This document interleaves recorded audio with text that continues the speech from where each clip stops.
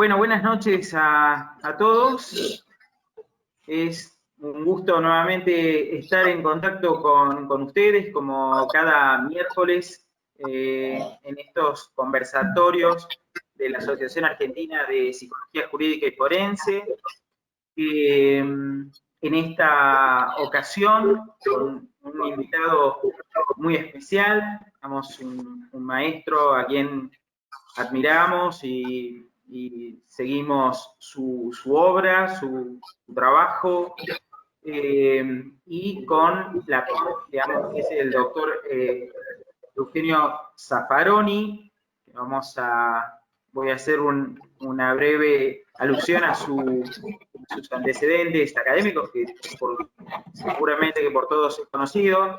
El doctor entonces Eugenio Raúl Zaffaroni, profesor emérito de la Universidad de Buenos Aires, juez de la Corte Interamericana de Derechos Humanos, premio sueco de criminología, penalista, exdirector general de la ILAUT, exministro de la Corte Suprema de Justicia de la Nación, exdiputado constituyente, ex constituyente de la Cava y ex legislador porteño, ex interventor del INADI.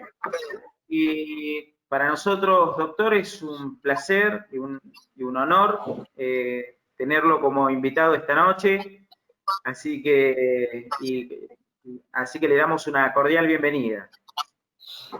Bueno, muchísimas gracias. Para mí es un honor y un enorme gusto que podamos conversar esta noche en medio de esta situación de emergencia que todos estamos pasando, una situación inédita. Inédita, bueno, en el curso de nuestras vidas, por supuesto. La vida humana es corta en relación a los tiempos de la historia. Pero creo que estamos viviendo en alguna medida como fenómeno, por supuesto. La historia no se repite, ¿no? No creo que eso de que se repite la historia no es cierto. Pero sí, hay fenómenos que generan reacciones más o menos análogas. La historia se continúa con modalidades distintas, con tecnologías diferentes, y nos encontramos ahora frente a un fenómeno donde se usa una metáfora que no me gusta, que es la metáfora de la guerra. La metáfora de la guerra siempre es peligrosa, ¿no? Cuando se usa una metáfora bélica es porque hay un enemigo y bueno, y eso se ha usado siempre en todas las inquisiciones para liberar poder punitivo sin límite, control social represivo sin límite. Pero bueno, la metáfora se está usando, no creo que se use en ese sentido en este momento, pese a que hay que tener cuidado, hay que ser prudente siempre al usarla. Pero la guerra contra el virus, hay que tener cuidado no solo de las metáforas bélicas, sino también de los reduccionismos biológicos o biologistas. En este momento también estamos frente a un especial reduccionismo biologista, no porque todo se reduzca a biología, sino porque se nos ocultan de alguna manera una parte de lo que la biología nos informa, nos tendría que informar. No se nos oculta, en los medios no se lo menciona, naturalmente. Realmente no es el primer virus que aparece en las últimas décadas. Y en las últimas décadas parece que estamos produciendo virus en serie. En el siglo pasado, fines del siglo pasado, nos apareció la vaca loca como resultado de alimentar vacunos con harina de cadáveres animales. Apareció el HIV, y fueron apareciendo las sucesivas gripes, la de Hong Kong, etc. Y en las primeras décadas de este siglo, bueno, también la aviar, la asiática, apareció también un coronavirus, modelo 2015, y ahora aparece en circulación el 2019. Bueno, ¿qué sucede en el mundo? De pronto, sí, es claro que Lo que está sucediendo en el mundo es que esta depredación que estamos haciendo del medio ambiente, esto de movernos frente a equilibrios, a ecosistemas y equilibrios biológicos trabajados, elaborados a lo largo de muchos años, millones de años a veces, nos movemos entre ellos con la delicadeza de un mamut en una cristalería, los desequilibramos, extinguimos especies, otras le sacamos el hábitat, o las obligamos a cambiar de hábitat o a cambiar de alimentación. Y esto produce mutaciones en la vida microbiana, que es el origen de la vida después de todo. Y bueno, ¿pero qué es lo que produce esto? Bueno, esto lo está produciendo un sistema, un ejercicio de poder planetario que se ha traducido en un totalitarismo financiero, un totalitarismo de corporaciones transnacionales, que está produciendo estos fenómenos, otras alteraciones climáticas, desertificación, etc. Es decir, hemos llegado a un grado de poner en riesgo las condiciones de habitabilidad humana del planeta, no por energía nuclear, no, simplemente por un sistema depredador, un sistema que está manejado por tecnócratas que manejan corporaciones transnacionales con un cometido especial. Tienen que obtener mayor renta en el menor tiempo posible, nada más. Y que tampoco tienen capacidad de negociación, es el otro problema. Porque si no lo hacen, son reemplazados por otros tecnócratas.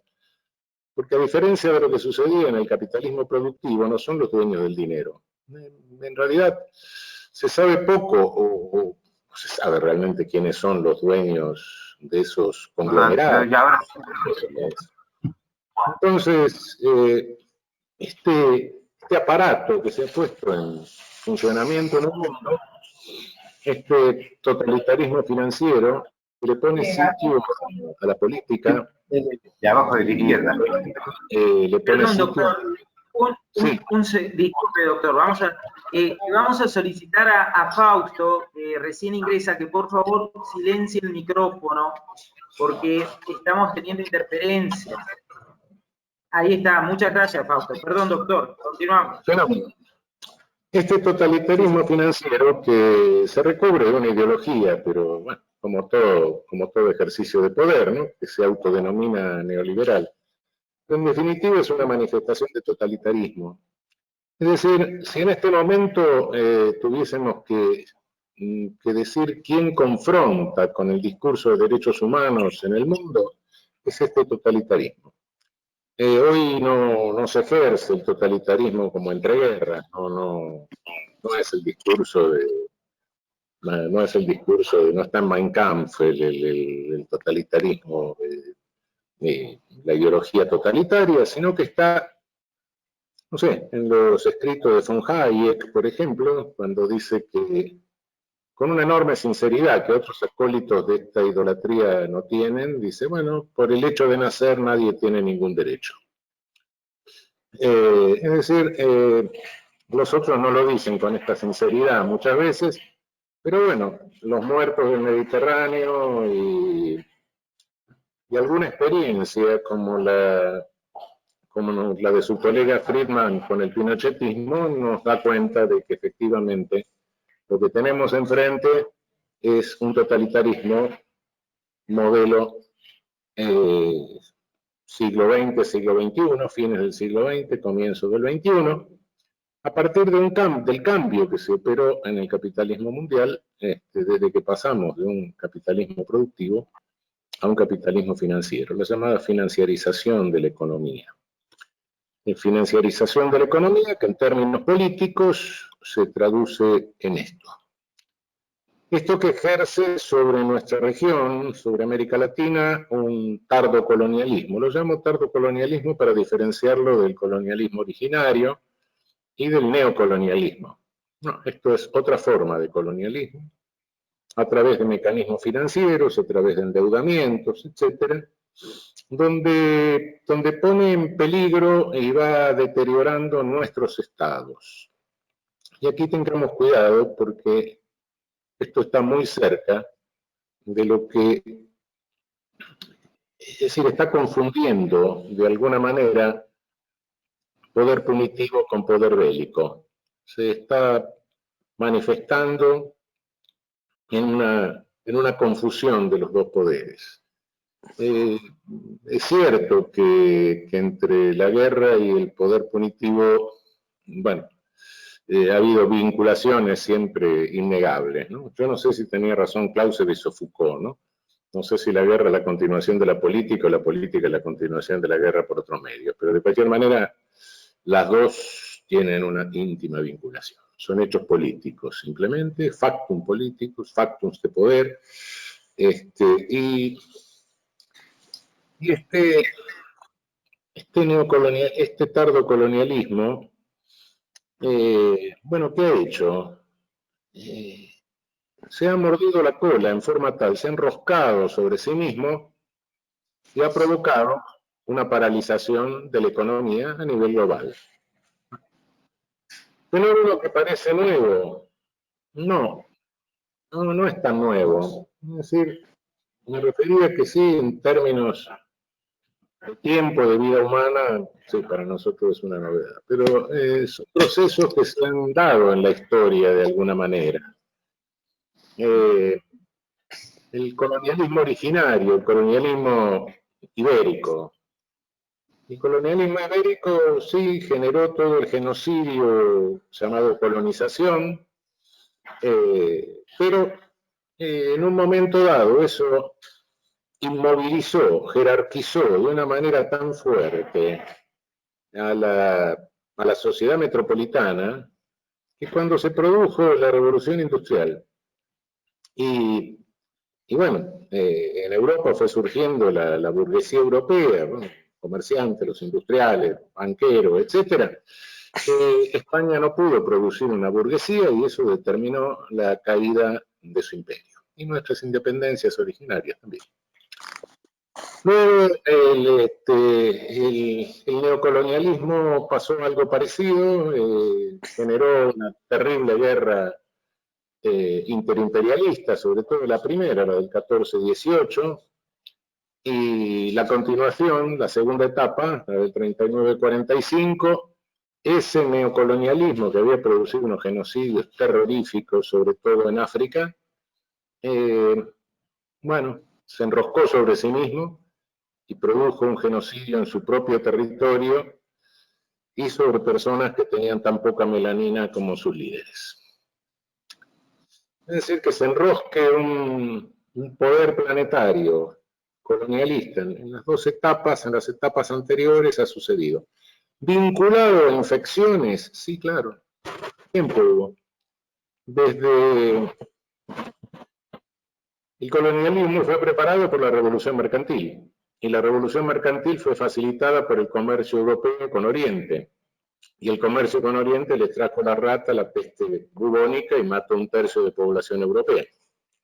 Y después, ya lanzados sobre América, los colonizadores, como habían domesticado una serie de animales que acá no existían, les habían transferido enfermedades zoóticas y tenían anticuerpos, infectaron a toda la población originaria de América y bueno, casi la extinguen. Por explotación, sí, pero más por infección. Luego, bueno, su afán de extractivista sin límite le hizo traer a los africanos esclavizados, otro crimen de lesa humanidad masivo, transporte masivo de africanos como si fueran aparatos. Los africanos trajeron la fiebre amarilla. Cuando el neocolonialismo quiso facilitar el comercio interoceánico, el transporte interoceánico, construyendo el Canal de Panamá, la primera tentativa de construcción del Canal de Panamá se la paró la fiebre amarilla. Bueno, no es nueva toda esta conexión entre infecciones, colonialismo, servidumbre, esclavitud, ¿sí? Y nos toca en la región que en este momento, nuestra región, nuestra América Latina, es la región más desigual del mundo. Es decir, tenemos los coeficientes de Gini más altos de todo el planeta. Tenemos coeficientes de Gini que marcan la distribución, la mala distribución de riqueza, la diferencia entre el que gana más y el que gana menos. Bueno, tenemos coeficientes de Gini más altos que África. África es más pobre, pero nosotros somos más desiguales. En esta circunstancia se nos produce este colapso raro de este totalitarismo financiero, este particular colapso del totalitarismo financiero. Frente a él va acompañado de otros fenómenos que también son nuevos ahora, los organismos internacionales. Los organismos internacionales, como siempre, bueno, fueron creados en su momento por los que tenían poder en su momento. Sí. Pero eso fue el mundo bipolar, fundamentalmente, y acabado el mundo bipolar, los organismos fueron tomando una dinámica propia, fueron generando sus propios, entrenando sus propios técnicos, etcétera. Y hoy resulta que estos organismos están molestando crecientemente a este totalitarismo financiero. Esta molestia ya se veía venir desde hace tiempo. Prácticamente todos los organismos lo molestan, pero hasta ahora no se había producido una confrontación abierta con organismos internacionales, como es la que se protagoniza ahora con la estigmatización la tremenda estigmatización de la Organización Mundial de la Salud. Y detrás de la Organización Mundial de la Salud van a venir otros organismos, fundamentalmente los organismos universales de derechos humanos, los regionales, que ya se veía venir esto, y detrás de ellos van a venir todos los organismos especializados. Es decir, esto genera también una confrontación con todos los organismos internacionales. Hemos visto en las últimas semanas en nuestro país una reacción de los agentes locales de este totalitarismo financiero y fundamentalmente de los agentes locales que son partido político, porque nuestras democracias están en serio riesgo y están altamente deterioradas. Hay muchas formas de democracia, por supuesto, pero la forma de democracia que nosotros tenemos tradicional, y que creo que es la que es válida, o la que prefiero por lo menos, es la democracia plural, una democracia en una sociedad plural, donde las opiniones se canalizan a través de partidos políticos, que serían una clave fundamental para la vigencia de esta democracia. Nosotros en la región tenemos partidos políticos, pero formales. Desde el punto de vista funcional, la función de canalización de opinión ha pasado a monopolios mediáticos, incluso monopolios tecnológicos de manejo de redes, etc. De modo que lo que tenemos son la función de los partidos políticos la están cumpliendo corporaciones mediáticas monopólicas. Es decir, por ser monopolios son partidos políticos únicos o cumplen la función de partidos políticos únicos. Esta es la grave deformación que está teniendo la democracia en nuestra región. Grave deformación que está generando otros problemas, porque estos partidos impulsan las candidaturas de los virreyes del totalitarismo financiero. Y generalmente tienen éxito, tienen gran éxito. Es decir, manipulan opinión pública, crean realidad. Un sector de la opinión pública vive la realidad creada por la comunicación a través de estos monopolios y por ende se determina la conducta conforme a la realidad vivenciada. Esa es la grave afectación que están teniendo nuestras pálidas democracias en la región. Una vez empoderados del gobierno, los virreyes lo que hacen es acabar con la república. Por regla general, asumen funciones que corresponden a los tres poderes del Estado. La vieja división elemental para controles recíprocos, yo no creo en la separación de poder, en la división de poderes, creo sí que hay una separación para controles. Bueno, esto se acaba. Este elemental principio republicano de pesos y contrapesos se termina y se asume la suma del poder público. A veces, es decir, se convierte una democracia plural en una democracia plebiscitaria. A veces a través de plebiscitos explícitos, otras veces no. Otras veces directamente se los asume de distinta manera. La función del Ejecutivo neutraliza la del Legislativo. Y una de las tareas fundamentales que tienen estos virreyes es reacomodar el Poder Judicial porque lo necesitan como instrumento. Primero, de persecución de todos los opositores. Segundo, de encubrimiento para todos los negociados que hacen, ellos, sus amigos y sus parientes. Y tercero, fundamentalmente para legitimación de las deudas que van contrayendo. A nivel planetario, este totalitarismo, con el Código Penal en la mano, comete, como sus gerentes no tienen otra opción que obtener mayor renta en menor tiempo, van cayendo todas las barreras, todos los límites éticos, legales, etcétera, y podemos verificar a nivel planetario que lo que van cometiendo son macroestafas como la del 2008, administraciones fraudulentas como el endeudamiento absurdo de los países tardocolonizados, explotación de trabajo esclavo a distancia, sobre todo de mujeres, encubrimientos, es decir, a través de refugios fiscales, que algunos llaman paraísos fiscales, porque se confunden la traducción del inglés, reciclaje de dinero, evasión fiscal astronómica. Es decir, si a mí no me gusta la expresión criminalidad organizada, organized crime, porque daría la sensación que hay una criminalidad desorganizada. Pero creo que es criminalidad de mercado, fundamentalmente.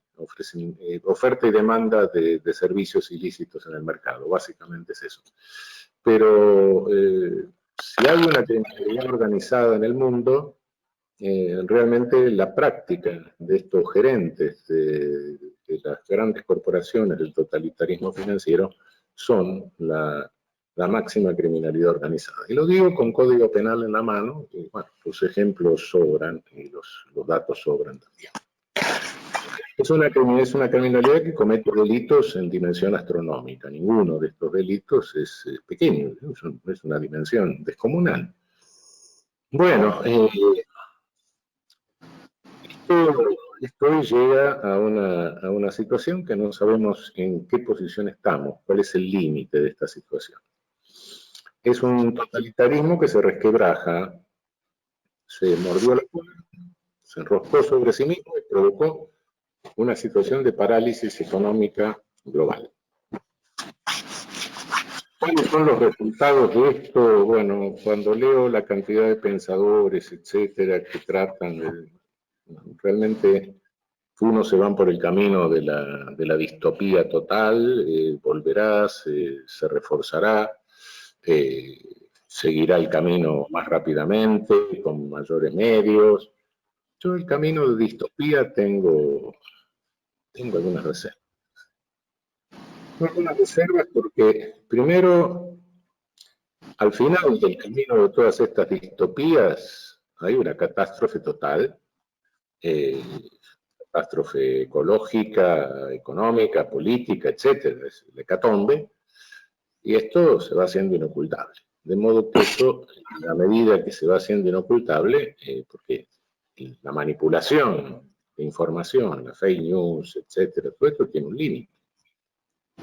Cuando las personas van chocando contra una realidad, llega un momento dado en que, bueno, se vuelve inocultable. Siempre se ha tratado de manipular opinión pública, sí, perfecto. Y en algún momento se han hecho creer las cosas más insólitas. Pues, las brujas eran las responsables de todo. Bueno, sí. Los alemanes estaban de acuerdo con que los judíos eran responsables de todo. Bueno, sí. Llega un momento dado en que estas cosas ya... Y sobre todo cuando lo que está llegando es la catástrofe. Y lo que se anuncia de seguir esto adelante es catastrófico. Esto genera pánico, genera miedo, y esta es una de las razones por las cuales creo que esta utopía no tiene mucho fundamento. Sí es cierto que este resquebrajamiento no sabemos en qué punto está. Es decir, hemos chocado con un totalitarismo. Este totalitarismo se resquebraja, pero ¿estamos en 1939 o estamos en 1945 o estamos en el medio? Eso no sabría decirlo exactamente. Estamos en un ocaso, pero en el comienzo del ocaso o en el final del ocaso. Las distopías dicen que no, que ni siquiera estamos en el ocaso. No creo en esto, ya les digo. De cualquier manera, si me llego a equivocar en esto de no creer en las distopías, tengo la ventaja de que no va a quedar nadie para reprocharme el error. Pero no creo. Ahora, ¿en qué punto estamos del resquebrajamiento? Es difícil decirlo. De cualquier manera, creo que tenemos una tarea bastante inmediata por delante, en cualquiera de los dos casos, es decir, descartando la distopía, sea que nos encontramos en el comienzo del ocaso, en el final o en el medio. Creo que tenemos que ir pensando para dónde vamos a ir, para dónde queremos marchar. Tenemos que ir repensando un poco qué sociedad queremos y por ende qué modelo de Estado queremos para que más o menos contribuya a configurar la sociedad post-pandemia.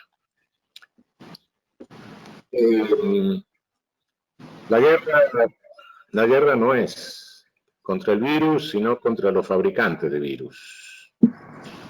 Los fabricantes de virus son este totalitarismo que se ha enroscado y que ha provocado esta parálisis económica global. Si estamos al comienzo del ocaso, y lo que tendremos adelante es una lucha, sin lugar a dudas. Si estamos al final, lo que tendremos adelante es un amanecer, pero si es que tengamos por delante una lucha o un amanecer, es muy importante saber hacia dónde vamos y ponernos a pensar hacia dónde vamos. ¿Qué sociedad queremos después de esto? Algunos me dirán, bueno, lo primero es sacarnos de encima esto, después vemos. No, cuidado, porque lo otro es un camino de utopía. No. Si es el final de un tardo colonialismo, para nosotros es el final de un colonialismo.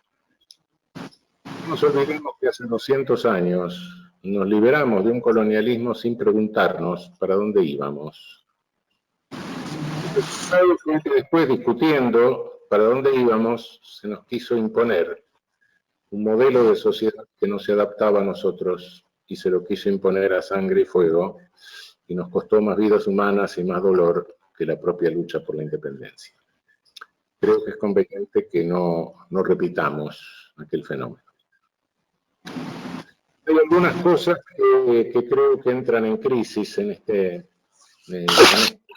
fenómeno, y en concreto me da la impresión que entran en crisis las instituciones totales de control social represivo. No solo las cárceles, no solo las cárceles.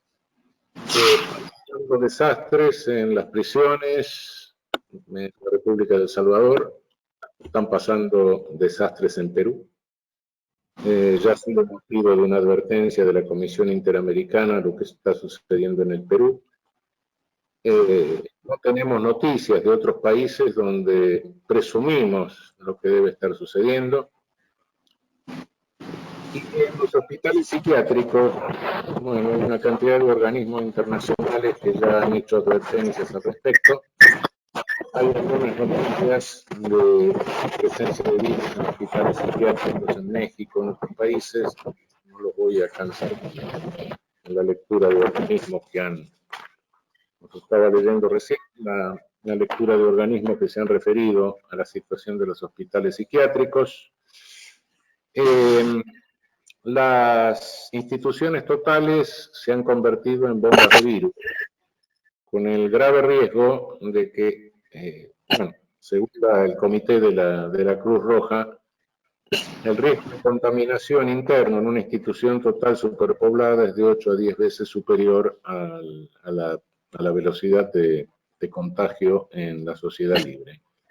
El estallido de estas bombas virósicas es capaz de generar en cualquier país, y previamente a la expansión de la pandemia en la población, bueno, un colapso del sistema de salud. Es decir, el colapso de un sistema de salud antes de que se produzca una expansión mayor en la sociedad libre, fuera de la institución total. Este es el gravísimo riesgo que viene advirtiendo todos los organismos internacionales, y para sorpresa, para mi ingenuidad, ¿no? Nunca creí. No, el problema es, yo nunca creí realmente, y confieso, fue una ingenuidad mía, ¿no?, de que se explotase esta situación para para inventar una realidad a través de una fake news divulgada por nuestro partido político mediático único. Realmente, pero bueno, no fue ingenuidad, porque no cabe la menor duda que esto ha roto todas las normas éticas, todas las normas legales, y naturalmente este tardocolonialismo se maneja de esa manera. Cuando lo que se postulaba era lo mismo que postulan todos los organismos internacionales, me estoy refiriendo a la Organización Mundial de la Salud, me estoy refiriendo a la Cruz Roja Internacional, me estoy refiriendo a la Relatora de Derechos Humanos, al Subcomité contra la Tortura de Naciones Unidas, a la Corte Interamericana, a la Comisión Interamericana, al Consejo de Europa, etc. Bueno, la respuesta fue simple y sencillamente una campaña de fake news, nada más que eso. Lo que se estaba proponiendo era disminuir. Nosotros en la región tenemos algunas prisiones, algunos países que tienen una superpoblación prisional del orden de 300%. Llega a algunos al 300%. Es decir, donde cabe un preso hay 3. En todo el país, en toda la región, tenemos un mal crónico, que es el alto porcentaje de presos sin condena. Es decir, el 50% de los presos latinoamericanos no están condenados, están en prisión preventiva. Bueno, estos son datos que venían desde antes. ¿Qué se debía hacer en una circunstancia así? Esto lo vinimos observando. En algunos países la situación es dramática, ¿no? Brasil tiene cárceles, todas las cárceles de Brasil están convertidas en campos de concentración. Hemos tenido hace más de un año, hemos emitido de la Corte 2 dos medidas provisionales que son obligatorias respecto de dos cárceles de Brasil, una la de Recife y otra la de Río de Janeiro. La de Recife no la inspeccioné yo, la de Río de Janeiro sí, la de Sá Carvalho. Y bueno, realmente lo que encontré fue un campo de concentración. No es una cárcel. No te describo las situaciones, algunas son verdaderamente trágicas. Me metí entre los presos, tienen para 3.000 personas tres médicos, sarna, llagas, en fin, una cosa insólita. Bueno.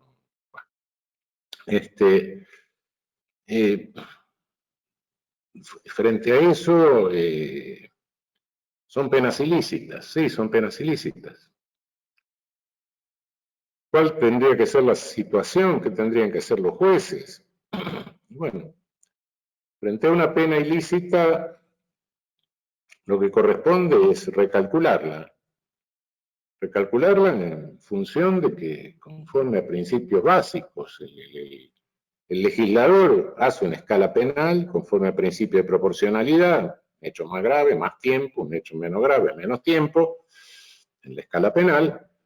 Pero esa escala penal está calculada sobre la base de que está provocando un sufrimiento que consiste en la privación de libertad locomotiva y de los derechos que son inherentes cuando uno se le priva de libertad locomotiva, nada más. Sobre esa base se calcula la escala, se hace la proporcionalidad.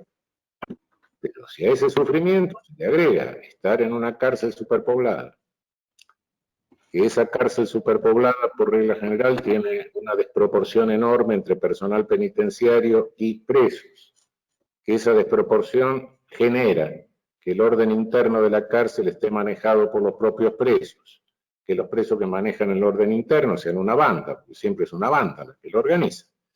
En consecuencia, someta al resto de la población penal a unas condiciones de humillación, de servidumbre, etcétera, incluso hasta de servidumbre sexual, bueno, y eso, un riesgo de contaminaciones. Normalmente sabemos que en las prisiones hay un índice de mortalidad que es entre 5 y 10 veces superior al de la vida libre en la misma faja etaria.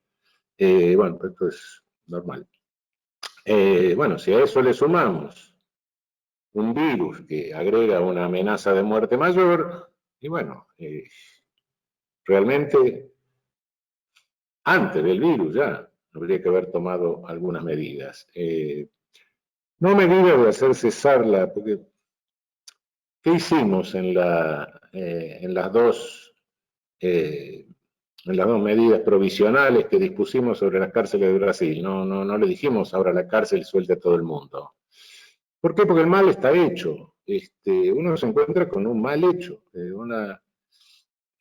una inmersión en una cárcel convertida en campo de concentración es un deterioro a todos los internos. Se los deteriora y se los condiciona para conductas de mayor gravedad.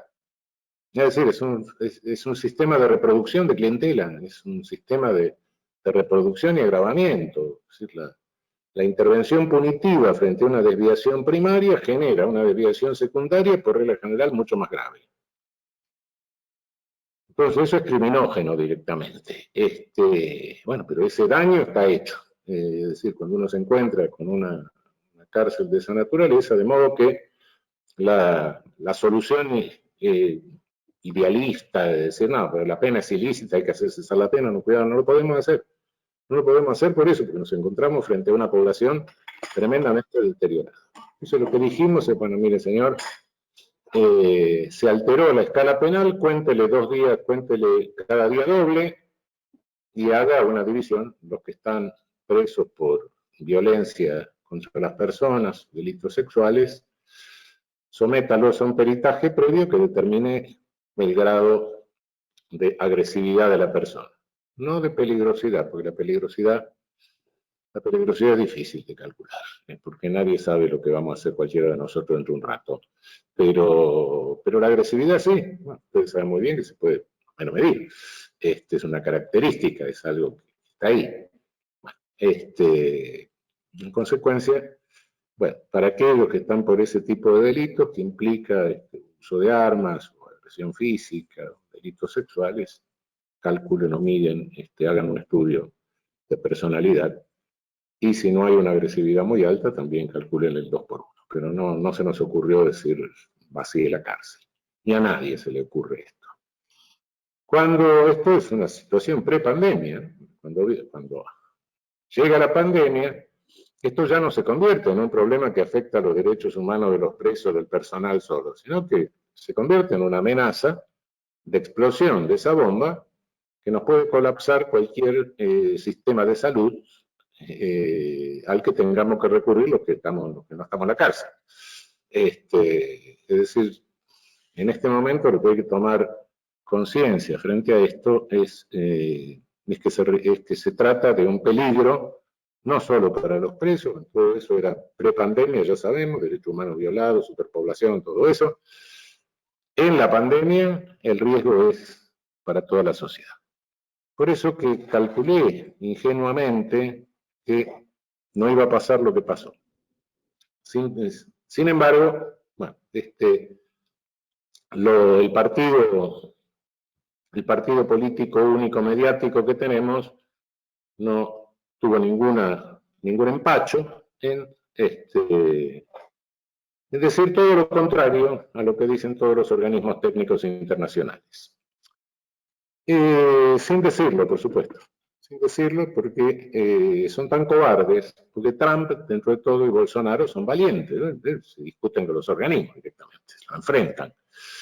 Estos no, directamente no, ocultan lo que dicen y entonces empiezan a decir cosas ellos por su cuenta, secundados por una serie de personas delirantes, una señora que decía que se iba a soltar a los presos para hacer milicias, para policizar el país, como Cuba, dijo, Cuba nunca hizo eso, quien hizo eso fue Camboya, con Pol Pot, el Khmer Rojo, se confundió Cuba con Camboya, pero bueno, delirios de esos y ampliamente difundidos, por otra parte. De modo que eso nos tiene que alertar, la pandemia va a pasar, y en la pospandemia lo que tenemos que pensar es cómo reconstruir nuestras democracias y cómo reconstruir nuestras repúblicas. Sea que estemos al final de un ocaso, o sea que estemos en el medio, o sea que estemos en el comienzo. En la más pesimista de estas posiciones, no las distópicas, sino pensando que podemos estar en el comienzo del ocaso, lo que tenemos adelante es una lucha. Pero aquí también tenemos que tener una brújula e ir pensando cómo reconstruir esto, cómo ir reconstruyendo esta. En cuanto a las instituciones totales, sí creo que puede haber un ocaso más rápido, porque hay un doble fenómeno. El doble fenómeno es que este bicho que ha aparecido ha acelerado el uso de la tecnología de control electrónico de conducta. Y esto puede ser una buena noticia o una mala noticia, depende. Creo que no van a pasar muchos años en que la cárcel, por lo menos la que conocemos, y no sé si el manicomio,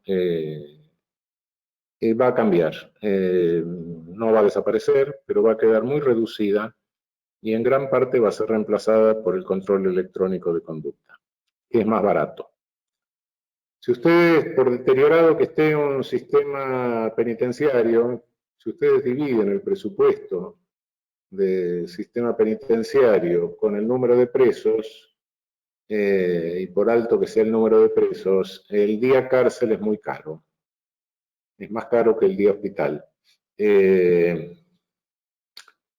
Es decir, prácticamente si lo hiciéramos en nuestro país nos da, bueno, creo que podríamos becar a los presos para que se vayan a París. En lugar, el control electrónico de conducta es barato. Puede ser una buena noticia, depende cómo se use. La tecnología nunca es buena o mala en sí misma, sino quien la usa. Puede ser una mala noticia, porque la circunstancia de que sea más barato permite que se pueda controlar a más personas que las que controla la institución total. Pero ahí sí creo que se va acercando ahí sí creo que se va acercando el ocaso. Vistas las técnicas de control de electrónico de conducta que se han usado en Oriente, la tecnología que viene de allá, es muy probable que la cárcel tal cual la conocemos, superpoblada, etcétera, tenga muy poca vida.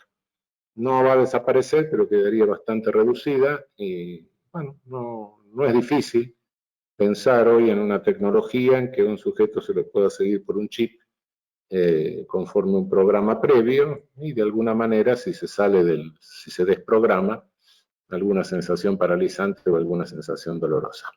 Eso no está muy lejos de una tecnología disponible con estas posibilidades. Que como les digo puede ser buena o puede ser mala. Pero de cualquier manera, esto de instituciones totales me estaba refiriendo, pero de cualquier manera creo que que es indispensable que al mundo que vamos a salir es un mundo distinto, es un mundo en que no sabemos si esta estructura de poder totalitaria está en el comienzo de su caída o en el final de su caída o en el medio.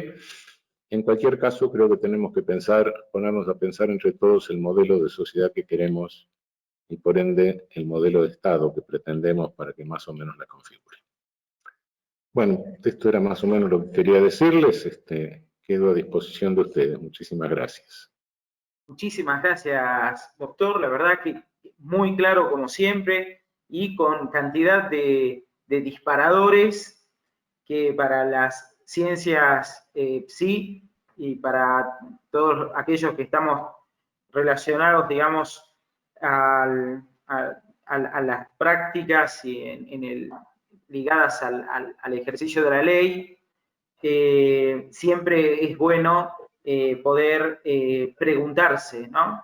Ha dado muchísimos conceptos, nos ha brindado cantidad de elementos que creo que cada uno de ellos nos podría generar un nuevo debate.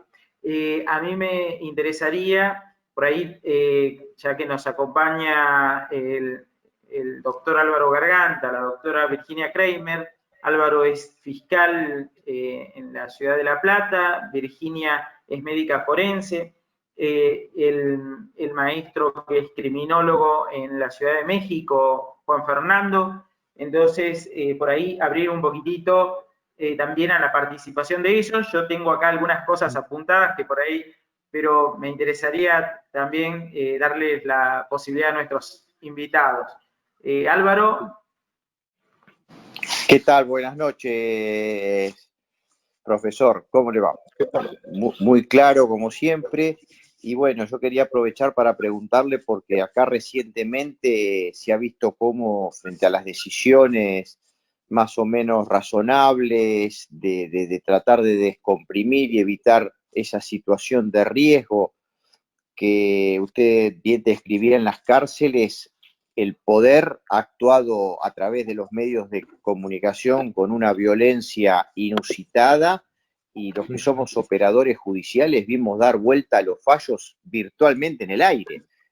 Como nunca había actuado la justicia, es decir, digamos, porque los que llevamos años siempre vemos que la justicia actúa más o menos buscando un cierto decoro, pero acá casi impunemente borraban con el codo lo que habían escrito minutos antes, ¿no? Sí, desgraciadamente, bueno, cuando dije en un momento dado cómo se maneja, cómo se manejan los virreyes, y que lo primero que hacen los virreyes es reacomodar el Poder Judicial. ¿Cómo lo reacomodan? Bueno, todo depende del grado de deterioro previo que tenga el Poder Judicial a la ascensión de un virrey.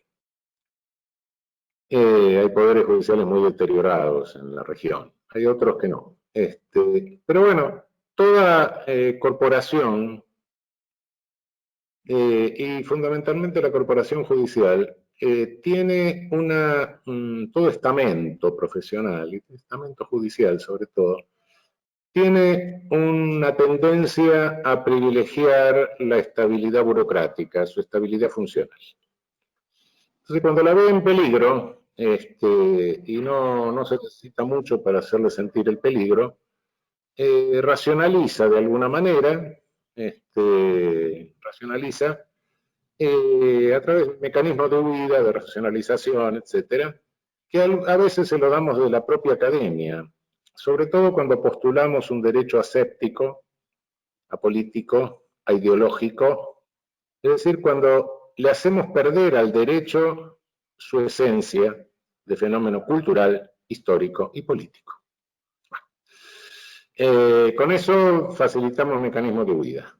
Pero esa sensibilidad del judicial, si esa sensibilidad del judicial se ve exacerbada por una agresión mediática del partido único mediático, y además exacerbada por contradicciones dentro de un propio gobierno, y bueno, naturalmente eso se produce. Pero después, esto no le serviría solo al virrey, sino que, bueno, como en todo estamento, cualquier profesión, cualquier actividad, hay una serie de inescrupulosos, sí, y algunos delincuentes. Bueno, sí, eso pasa en todos. Bueno, esos inescrupulosos se le ofrecen directamente al virreinato respectivo. El virreinato respectivo con ellos reacomoda al Poder Judicial.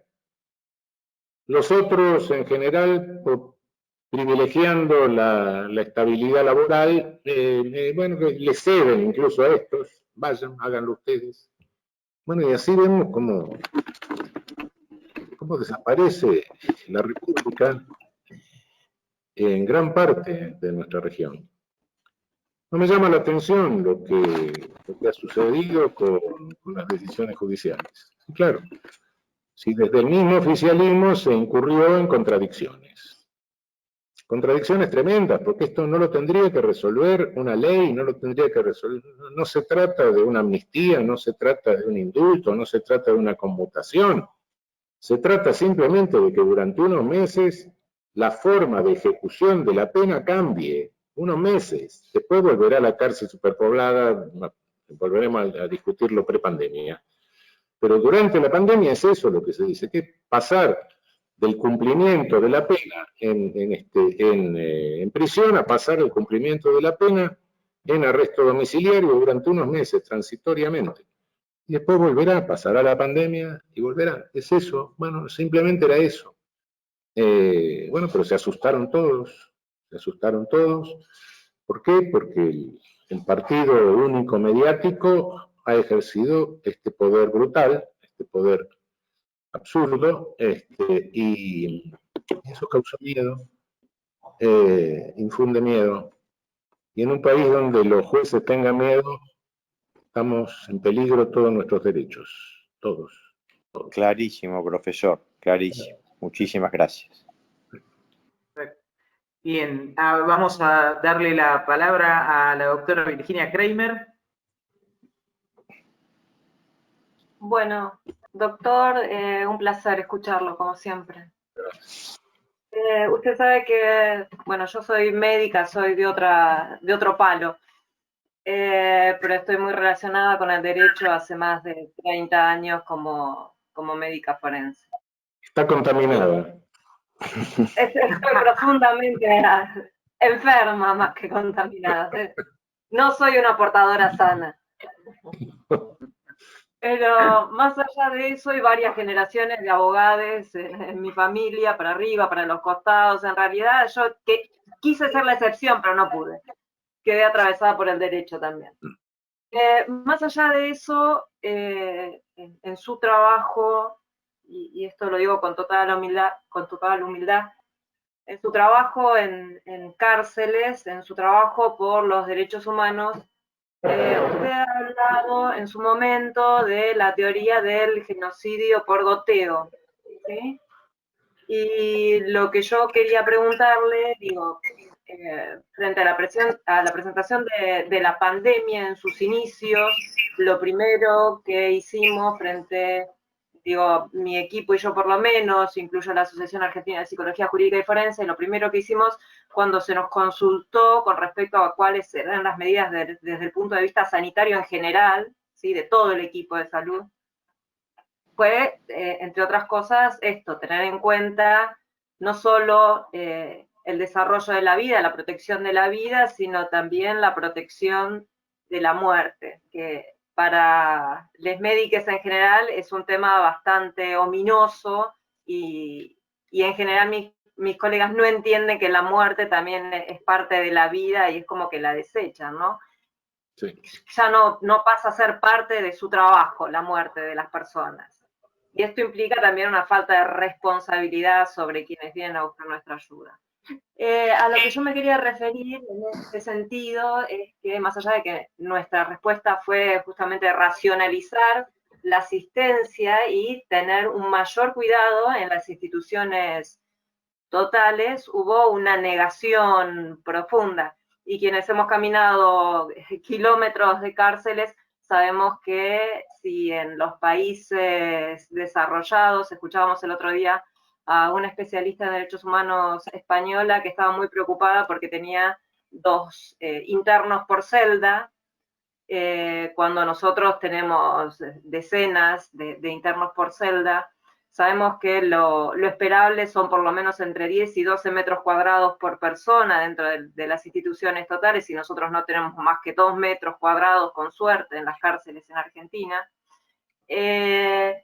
Si este goteo, este genocidio por goteo del que usted hablaba, a partir de este buen pretexto, con 9 comillas, de esta enfermedad tan contagiosa, que si bien no es tan fatal, sí es muy contagiosa, sí se ha transformado en una canilla abierta, ¿no?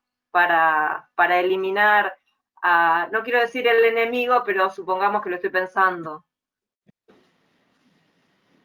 Sí, en realidad cuando hablo de genocidio por goteo, me refiero a las consecuencias de todo el subdesarrollo en la región. En la región tenemos algunos países con un altísimo índice de muerte violenta.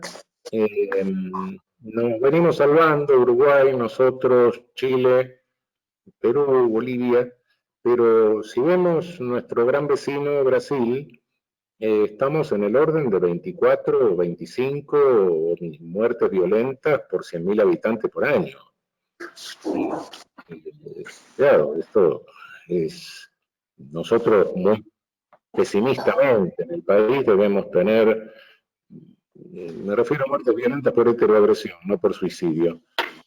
Debemos tener un índice de un 5.5 en el país, en la ciudad de Buenos Aires, y las investigaciones que hemos hecho pagan un índice alto en el 5% de población en barrios de emergencia, pero en el resto de la población de Buenos Aires había un 2.5, de modo que bueno, nos acercábamos a lo deseable, que sería 1, 0,80 más o menos, como los países que tienen índices más bajos. 0 no hay en el mundo.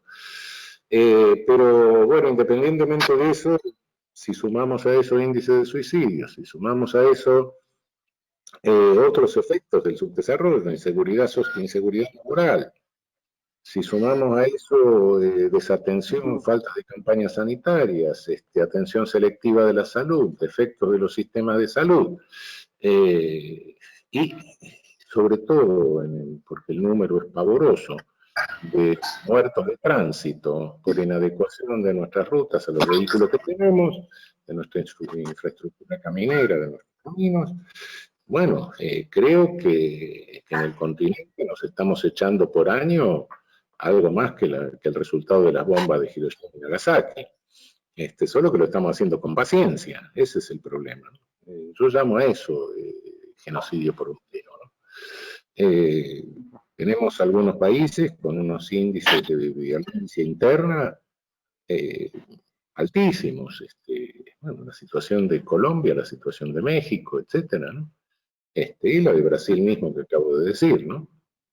A eso le sumamos un sistema, bueno, la situación de Brasil es realmente, es apocalíptica, no.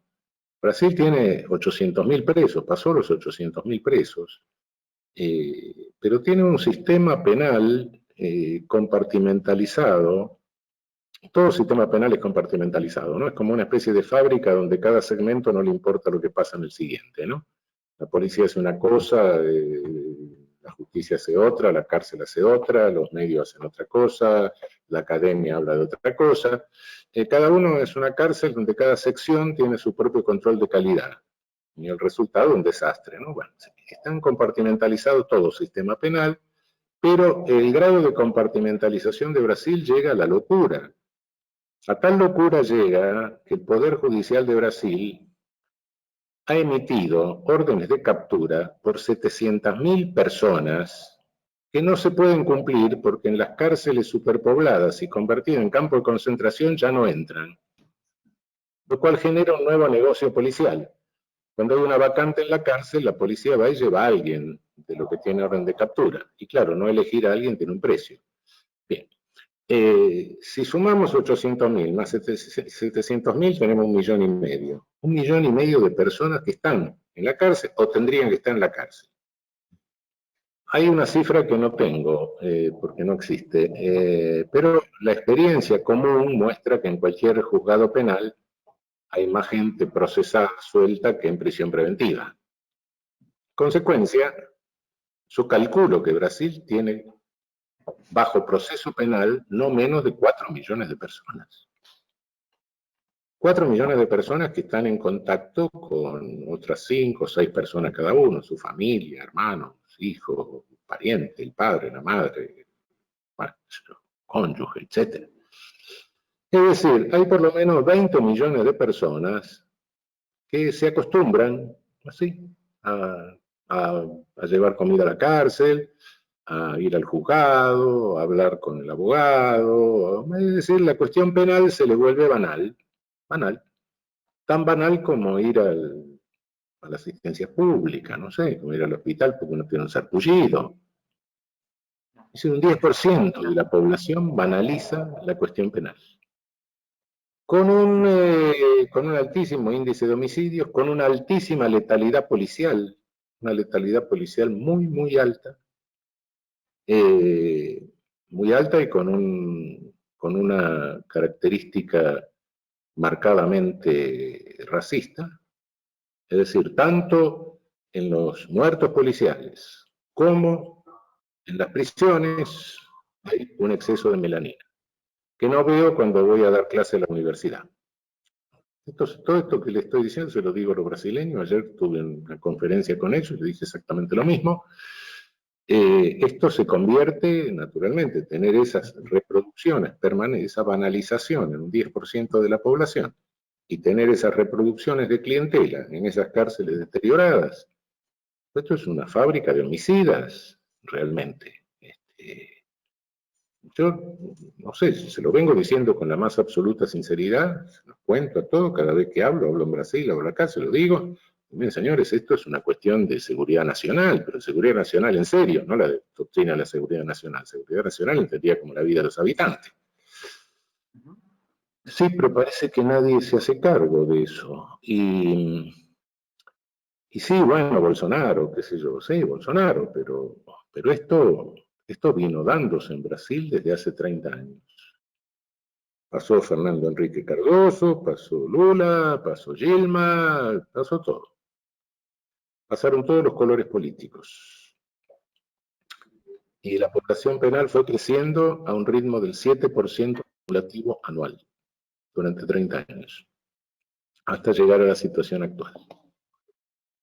Esto directamente tenemos que darnos cuenta que se convierte en un problema nacional, en un problema de modelo de Estado, en un problema de sociedad, una sociedad altísimamente violenta. Y para nosotros esto no es nada tranquilizante, es el vecino que tenemos, lo tenemos al lado, es el país que por razones de extensión territorial, por razones de población, por razones de volumen de su economía, tendría que ser el país líder de Sudamérica. Bueno, esa es la situación que nos encontramos, ¿no? No sé, Creo que es tal como lo plantea, doctor, en cuanto a poder, retomo algo que dijo al principio de su exposición, cuando habló del reduccionismo biologista, ¿no? Sí. Cuando creemos que podemos entrar a funcionar dentro de una lógica biológica, ¿no? Dejando de lado todas las otras construcciones y atravesamientos, tanto sociales como subjetivas, ¿no? Entonces, esto que nos está comentando en cuanto a la banalización de la prisión, ¿no? Da a entender y da para preguntarnos qué lugar a la ley, no a la ley de los códigos, ¿no? Sino más bien a la ley reguladora. Esto que usted muy bien explica dentro del funcionamiento digamos, o de la función del derecho respecto del poder punitivo, como un acotador o como un regulador de alguna manera de eso, ¿no?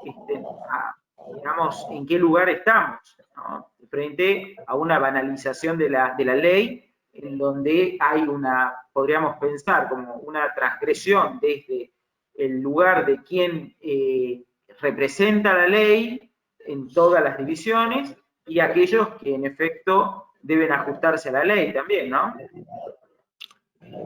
Bueno, en realidad el funcionamiento del poder punitivo es un hecho político. Lo que decía al comienzo, no sé si Foucault o Clausewitz tienen razón, pero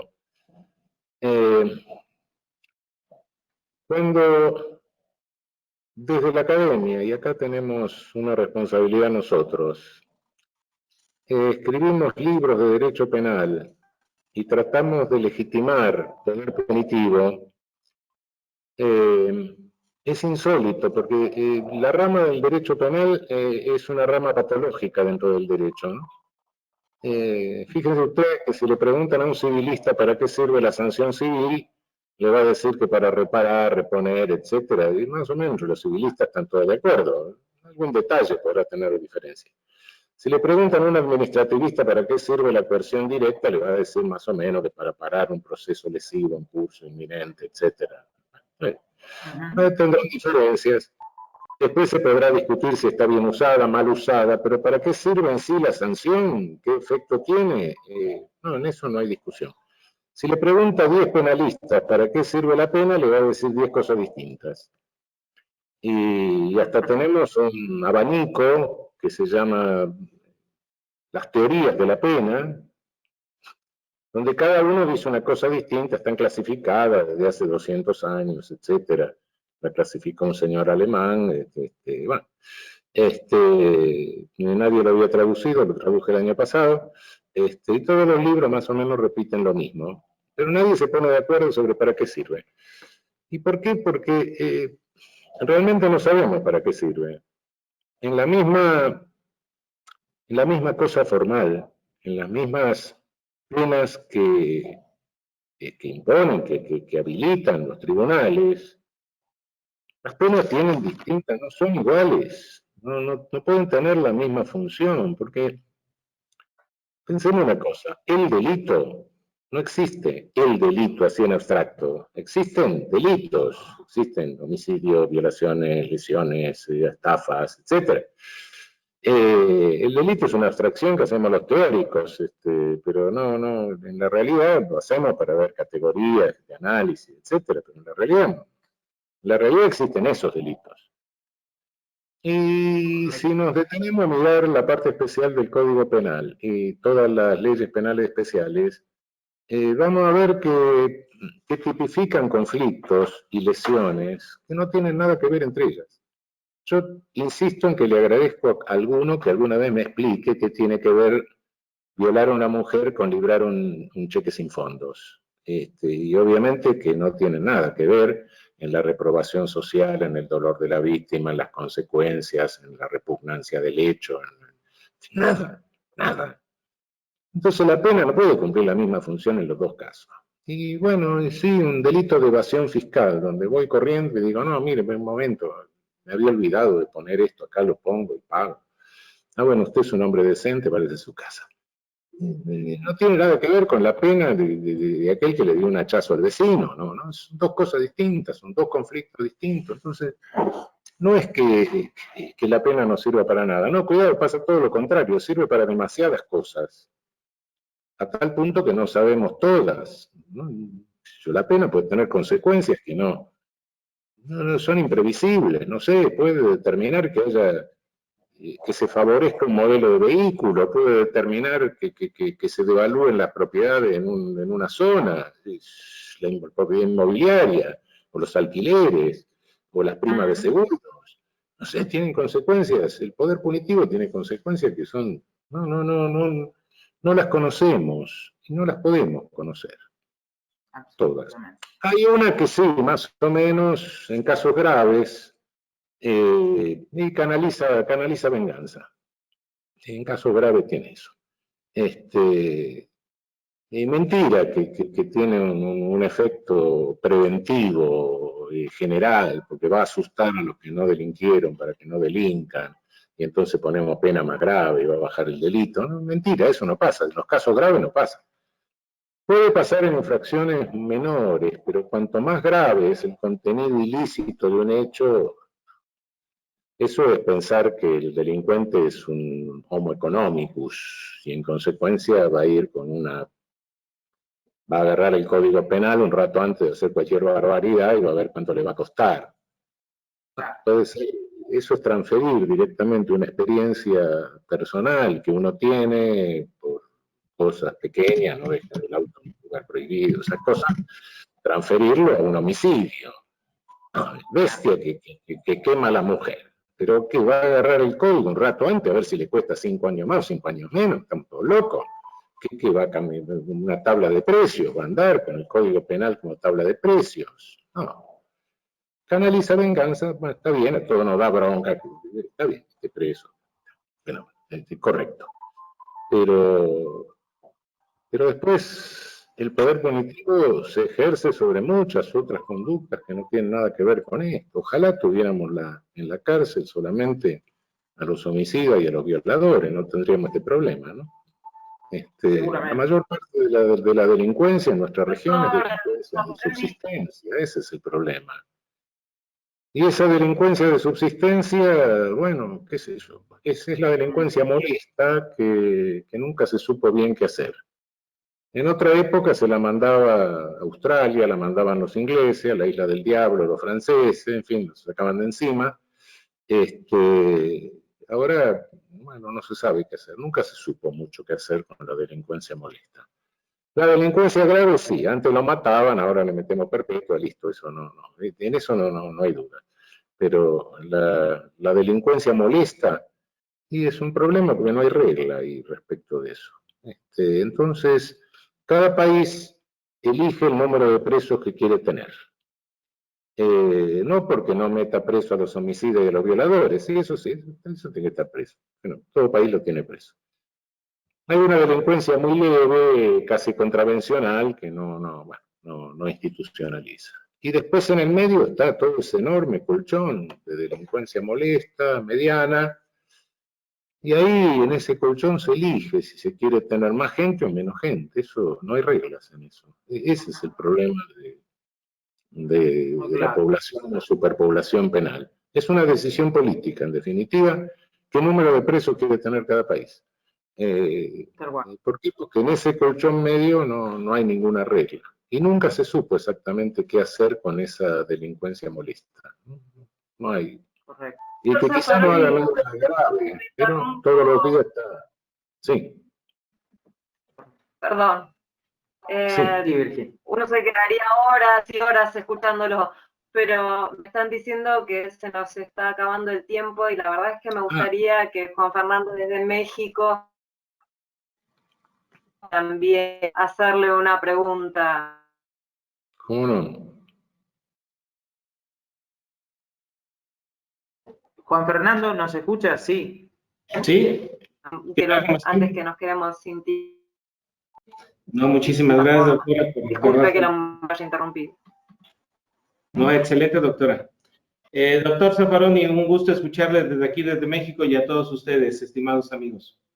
Dentro de los cuestionamientos que hace, doctor, está interesante la postura, si bien es cierto en el enfoque, en este caso, hacia la cuestión de los internos, en la cuestión del tratamiento que se da de cuidado en las cárceles, también lo es que otros fenómenos que están rebasando dentro de esta cuestión que se ha presentado precisamente por esta pandemia, pues tenemos que el Estado está rebasado en sus actuaciones para poder llevar a cabo pues el tratamiento de la violencia familiar, en donde hay un incremento obviamente de estos comportamientos por la cuestión obviamente de que están pasando, si bien es cierto en familia, también lo es que los agresores que estaban menor tiempo en la casa, pues esto está creciendo enormemente y este indicador el Estado debe de tomar en cuenta una política en este caso de género para ver obviamente que esta situación de esta pandemia que no va a durar poco tiempo, qué es lo que va a pasar dentro de sus estrategias de prevención en el Estado para poder acotar este indicador.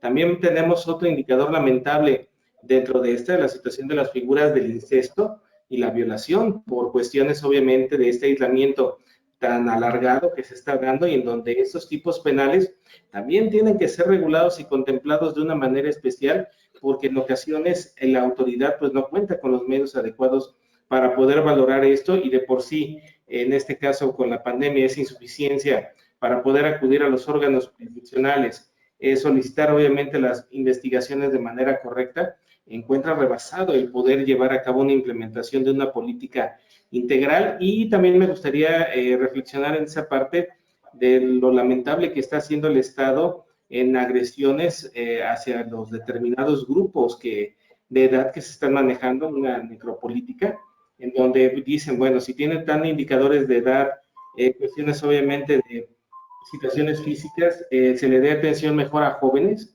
que van a tener una vida mucho más larga para poder producir económicamente y que el Estado se está poniendo esas situaciones de rebasar en elegir entre la vida y quienes pueden vivir y también reflexionando en esa parte, en nuestro país lamentablemente hay un fenómeno, no sé si se esté reproduciendo allá en Argentina, de la violencia que se está dando hacia el personal de la salud, en cuestiones de médicos, enfermeras, que se le están negando la atención de servicios, se le está negando el apoyo, en este caso para los insumos, y que el Estado, al no tener el presupuesto suficiente, lamentablemente está ocasionando, como bien señala en esa parte ese grupo, que se estén, pues, en este caso, privando de la vida por la pandemia que estamos viviendo. Entonces, una falta de política de derecho sanitario adecuado también para el Estado, que lamentablemente en esos indicadores, pues, está siendo rebasado y que necesitamos acotar, pues, obviamente, instrumentos mucho más completos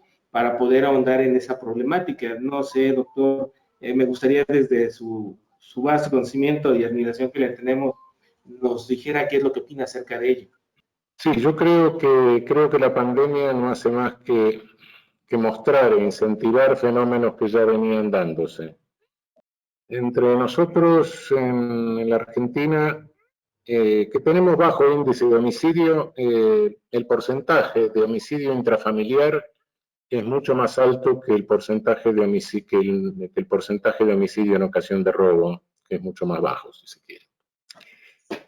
No hemos hecho, no se ha hecho una investigación de campo depurada, bien hecha sobre qué es lo que está sucediendo. Hay fenómenos de imitación, hay fenómenos epidemiológicos de esto. Yo creo que hay fenómenos epidemiológicos por la forma en que se comunica mediáticamente los femicidios, pero es una hipótesis, no tengo la verificación empírica con trabajo de campo. También acá la cuarentena ha incentivado la conflictividad familiar y ha incentivado los femicidios. Creo que lo que se puede hacer es lo que se está intentando acá, facilitar los canales de comunicación para una intervención rápida. Otra, de momento, creo que no hay. En cuanto al otro problema que usted manifestaba, el otro problema Nuestro problema ya existía y existe, y no sabemos qué hacer. El delito sexual, el más común en nuestros días, no es que una patota agarre a una mujer. Pasa, sí, hay hechos de esa naturaleza, pero no son los más comunes. El delito sexual no se lo puedo cuantificar, pero es intrafamiliar. Y sobre todo es un delito sexual contra niños y niñas. Niños y niñas no es el viejo delito del estupro del padrastro con la chica, la hijastra que llega a la menarquia, no, cuidado, eso no es ese.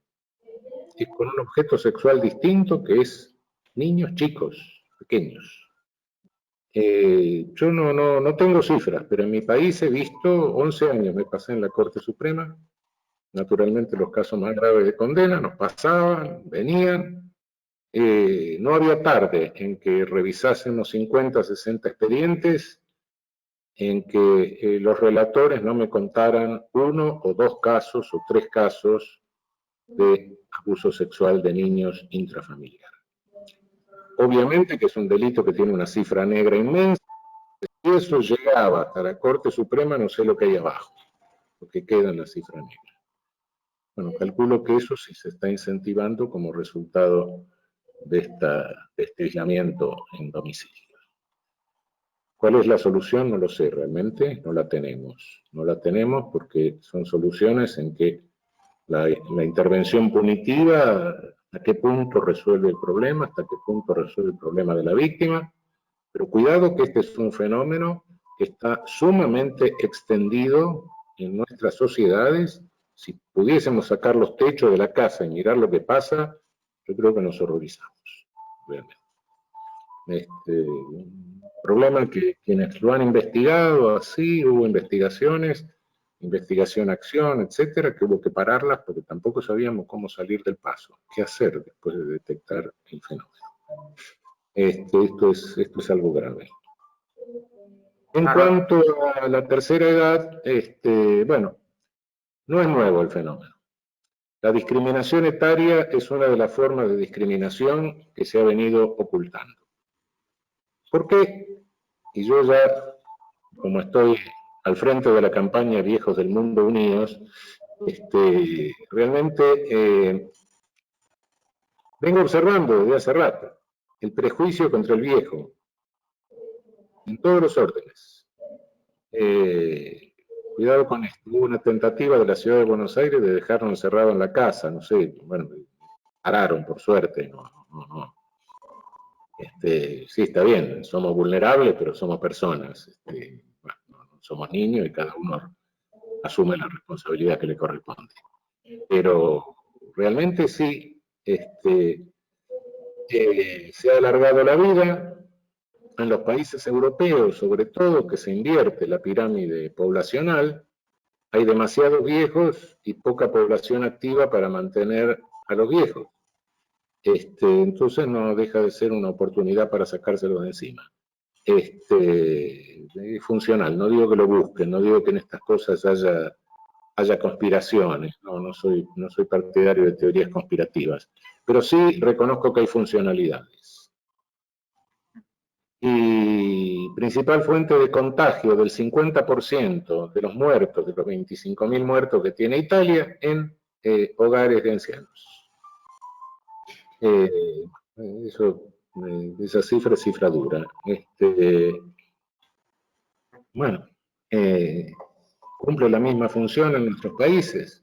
Lo que está sacando, lo que esta emergencia saca a luz, son problemas que ya teníamos. Teníamos problemas de superpoblación carcelaria, teníamos problemas de agresión a mujeres, teníamos problemas de femicidio, teníamos problemas de abuso sexual de niños, teníamos problemas de discriminación etaria. Todo esto surge, pero por eso digo, en el post-pandemia, desde ahora tenemos que empezar a pensar qué sociedad queremos, porque ninguno de estos problemas es nuevo, solo que se agrava por el efecto de la pandemia, pero eran problemas que ya teníamos, problemas que fueron ocultados, se ocultó el polvo debajo de la alfombra, y ahora esto sacó la alfombra, ese es el grave problema. Yo lo veo así. Momentáneamente, sí, respecto de femicidios y de agresión a mujeres, sí, lo que hay que facilitar es los mecanismos rápidos de denuncia y de intervención. Otra cosa de momento no podemos hacer. Muchas gracias, Bien, doctor. doctor. Perfecto. Bueno, vamos a pasar para cumplir por ahí con las 3 consultas que nos han llegado al chat. Vamos a hacerlas muy acotadas para respetar el tiempo que habíamos estipulado con el doctor Zaffaroni. Nos consulta Bartolomé Ramírez, él es de Santa Cruz, de la provincia de Santa Cruz. Saluda al doctor Zaffaroni y pregunta qué opinión tendría de la reinserción social en la población penitenciaria y si cree en los modelos actuales, ¿sí? Y la otra pregunta de la colega María Alejandra López, de Salta, pregunta si le parece que el Estado puede negociar con los internos. Bueno, primero modelos actuales penitenciarios. Bueno, en cárceles superpobladas no podemos tener muchos modelos penitenciarios. Y segundo, si el 50% de los presos no los tenemos condenados, ¿de qué tratamiento podemos estar hablando? Yo, bueno, me llevaría un tiempo explicarlo. Creo que lo que podemos ofrecer, ya que tenemos que tener una población privada de libertad, es una especie de terapia de la vulnerabilidad. Si la mayor parte de ellos llegan por una vulnerabilidad, por introyección de un estereotipo, por portación de estereotipo, introyección de estereotipo, no es que yo robé, sino yo soy ladrón, la cárcel se le convierte en un aparato de fijación de roles desviados. Lo que podemos hacer es ofrecer un grado de invulnerabilidad, subir el grado de invulnerabilidad. En ese sentido creo que es lo que se puede hacer. Y cuando hay algún resultado positivo, que le llaman resocialización, repersonalización, lo que sea, no es nada de sino que simplemente se le subió el nivel de invulnerabilidad, se le cambió la subjetividad al sujeto. Bueno, es eso lo que creo.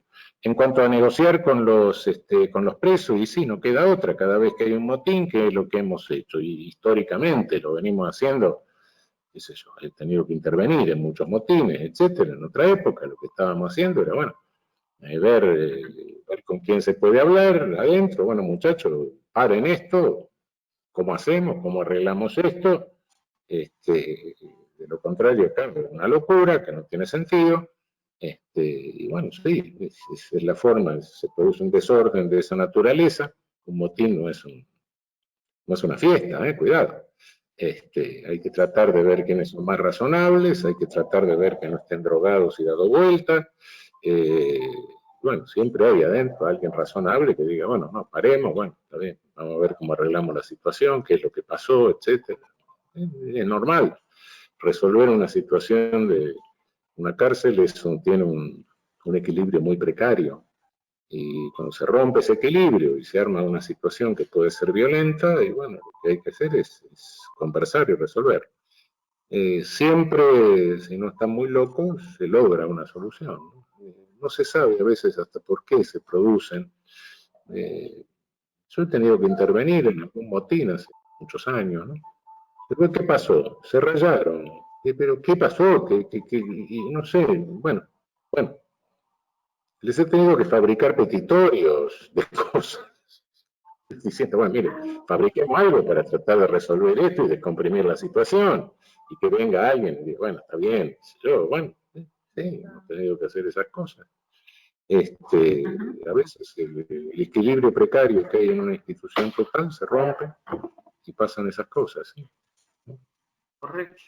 Bueno, doctor, un placer, la verdad, que reencontrarlo en esta nueva ocasión desde la Asociación Argentina de Psicología Jurídica y Forense. Agradecerle la siempre amable predisposición, el ánimo, la gentileza con la que responde a nuestras invitaciones, porque tiene una mirada absolutamente humanizante del proceso y del sistema de administración de justicia, que creo que en estas épocas es más que necesario, digamos, resaltarlo. Así que agradecerle esto en nombre de la comisión directiva de la asociación, agradecer también a nuestros colegas que han estado participando en la entrevista. Bueno, no soy yo que les agradezco a ustedes, ha sido un gustazo, muchísimo gusto. Por favor, doctor, hasta El la placer es próxima. nuestro. El placer es nuestro. Muchísimas Abrazo gracias por todo. Gracias. Estamos encontrándonos. Gracias, doctor. Gracias. Buenas noches. Gracias.